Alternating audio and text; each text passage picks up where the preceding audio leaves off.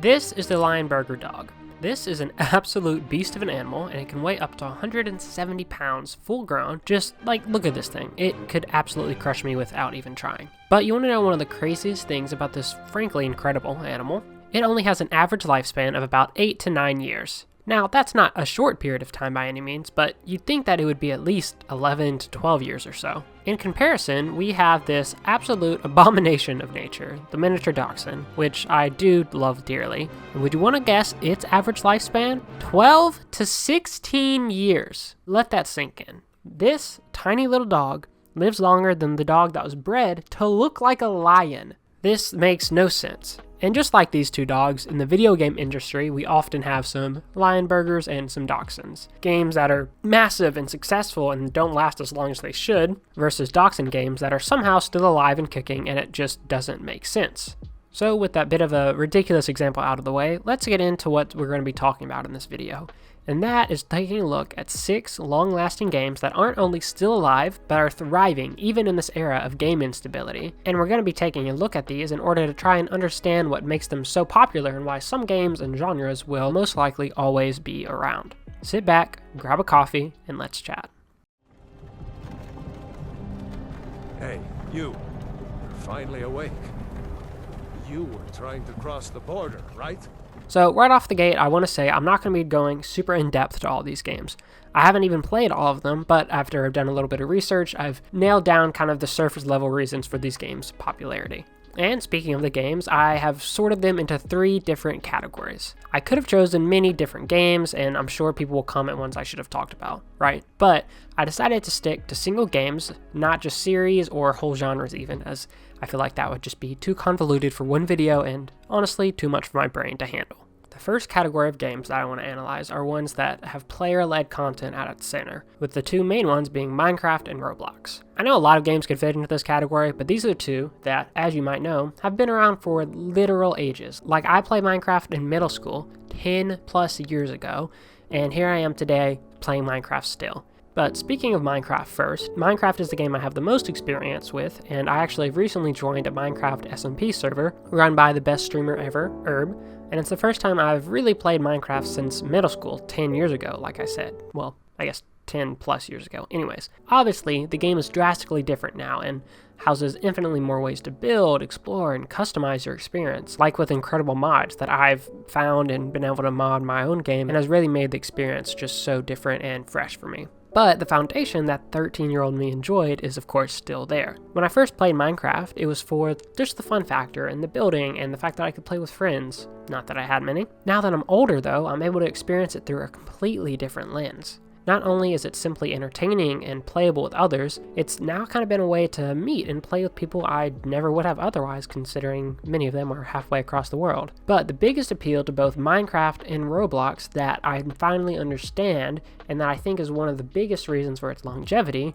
is how relaxing they can both be. Minecraft often more. I, like many others, often play games to unwind, but nearly no other game has been able to lull me into a relaxed physical and mental state as well as Minecraft. Often I can boot up a game and start unwinding, but soon find myself annoyed at one game mechanic or another, and then that completely negates the motivation for playing in the first place. With Minecraft, I have yet to experience this, and it's such a player-driven experience that if I find myself getting annoyed at something, 9 times out of 10 it's just myself. Now, before I continue talking about Minecraft, I want to hop over to Roblox really quick, because like I said, this is not a game that I really have any experience with. And honestly, I didn't know Roblox was still around, but a year ago, my younger sister was still playing Roblox, and I was genuinely surprised because like I said, did not know the game still existed. And I asked her why one of the reasons she played it back then was, and it was some of the same reasons that I said I played Minecraft back in the day. It was entertaining and fun, and you could play with friends. And I think both Minecraft and Roblox have that super easy entry level for any age, and you can kind of do whatever you want. And it's not like a live service thing, but there's a sandbox where you're limited only by your imagination, and you can share all of that creativity and chaos and fun with friends. And even more in Roblox. Like, I had no idea there are all these different servers, like with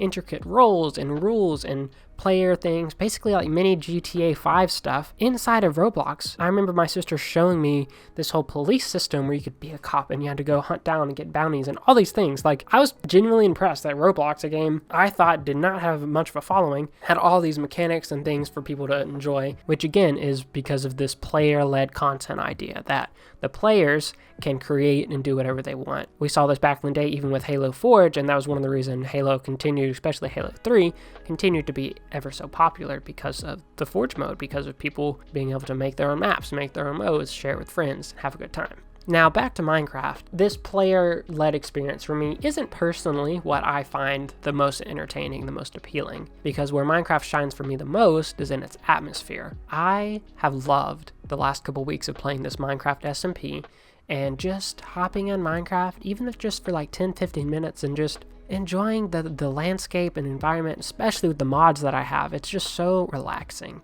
When the ambient music kicks in during a rainstorm, when you're floating down a river and the sun hits the water just right, or with this mod when the sky fills up with the lights of an aurora, I can't help but pause and take a deep breath in, basking in the beauty of it all.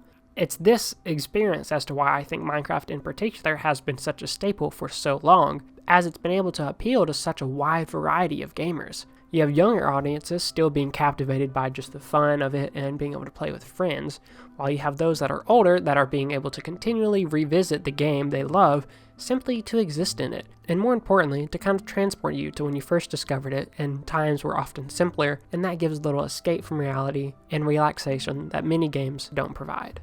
And that is a perfect segue to the open world section of this video that I want to discuss, where we're going to be specifically touching on Skyrim and GTA 5. And ironically, yes, these particular games will be getting a continuation in the series sometime soon in the case of GTA, and probably in 2077 for Skyrim, but I do want to touch briefly on why these two in particular have been a staple of the immersive open world games for a better part of a decade.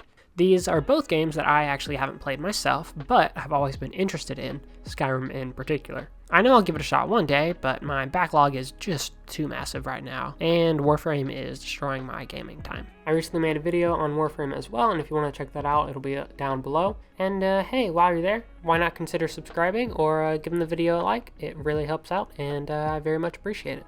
Anyways, even though I haven't experienced these games, I've seen discussion on each over the years, and for those who have played either GTA 5 or Skyrim, generally tout one simple thing as to the reason they love their respective game, and that's the immersion.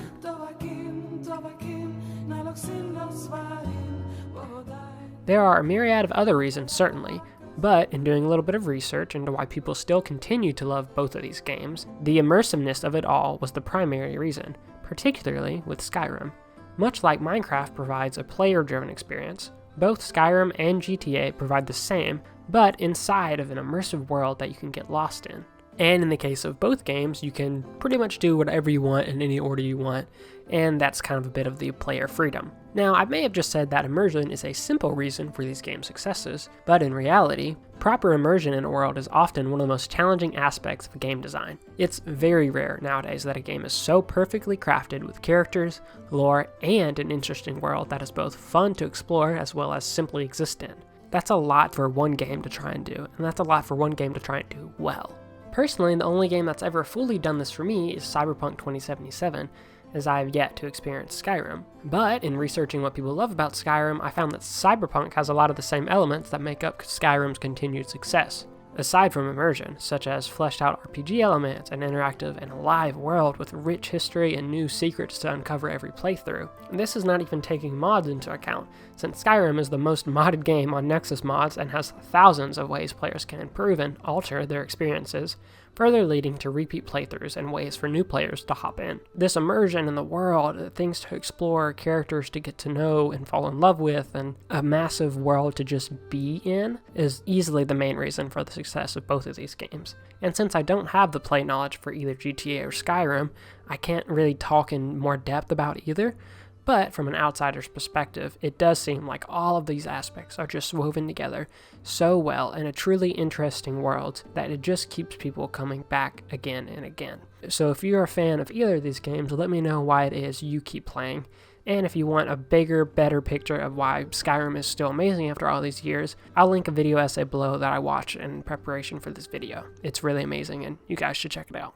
Alright, now on to the last category, which I left for the end because it's easily the one that I know the least about, but again, try to do some research and try to figure out why these games are still popular. And these are competitive esports games, and particularly League and CSGO. So we're going to start with CSGO because I have more to talk about with League. I don't understand why CS is still popular, if I'm being honest. Even after doing research, I only kind of get it. With both League and CS, you have this high-pressure, fun, deep gameplay experiences that is simple to understand, but hard to master. In the case of CSGO, the game concept is very simple. Apparently, it's just kill everyone on the enemy team before the timer ends, or defuse/plant and protect the bomb. And I believe that's essentially it. So, very simple concept, not easy, but simple, but it's very hard to master, essentially. And obviously, the esports scene is a huge part of both CS and League, and CS in particular is pretty easy for a spectator to watch with limited game knowledge. I watched a little bit of competitive CS to try and figure out what the deal was, and I could pretty easily, for the most part, understand what was going on. In addition to this, though, there's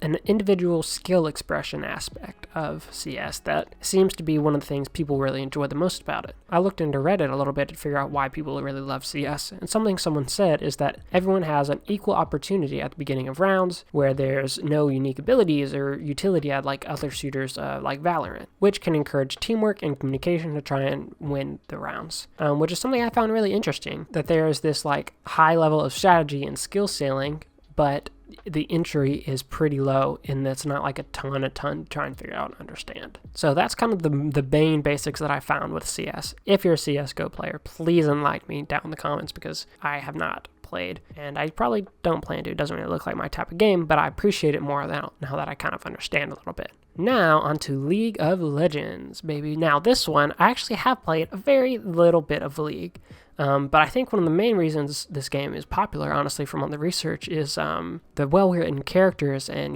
the skin designs are just really, well, there's something. All jokes aside, I have played League of Legends. I've actually played quite a few games in the past, and I've also seen Arcane, so I can understand a bit of the game's appeal with the world building and such, right? Even though that's not a main focus of the game itself. I did very much love Arcane. But I have some streamer friends who have actually played League, and when I asked one of them, Bu, why they enjoy League, it essentially came down to the game being simply a fun little burst of combat, intensity, and playing with friends that is similar to CSGO because it's simple to understand, but difficult to master. With League in particular, it seems it's even easier to kind of get a grasp of, at least. Like, there's a lot at you, and it can be overwhelming, but it doesn't have to be. Apparently, you can start pretty easily and learn at your own pace, because you can either go casually or eventually grind and go competitive, but why would you want to do that? Now, I can certainly see the appeal of both the games and their continued popularity, because in a way, it's kind of similar to Minecraft and Roblox, where in those games, the player-driven experience comes in the form of creation and exploration. In League and CS, it comes in the form of player improvement, which for some people is infinitely more powerful and alluring than their own creations and ideas. In Minecraft, you may hit a limit of simply not having any ideas of what to do next, but in a competitive environment, there's always some way to improve to grow your skills,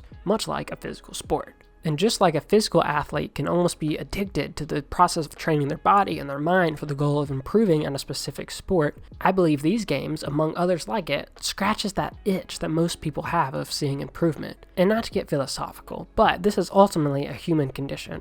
We all like to grow, whether it's a physical, mental, or gaming area. It doesn't really change that the allure of becoming better is something we all can strive for. And when used right, this desire is something that humans can harness to not only improve specific skills for their own purposes, but to grow in order to help and serve others as well. And I think that's something really, really honorable. To wrap all of this up in hopefully a nice little bow, I want to say this. These games, among many, many, many others that I could have mentioned, all can be continually popular for however long, and can be these infinite games that seem to go on forever. But no matter how good a game is, it can't continue on forever. But the experiences that people have with them can, because those can last forever in our minds and our shared experiences with friends. And that's the real reason I really wanted to make this video. Because we all have our own Skyrim or Minecraft that maybe the majority of gaming communities don't play anymore. But you do. And you love it and you enjoy it. But one of the key connecting pieces that I hope you could see throughout all of these games is that they're best enjoyed with people. People love to experience the things they love together. So I challenge you to go try and do that with whatever game you may love the most. And I hope you have a wonderful day, and I'll see you all in the next one. Thanks for watching.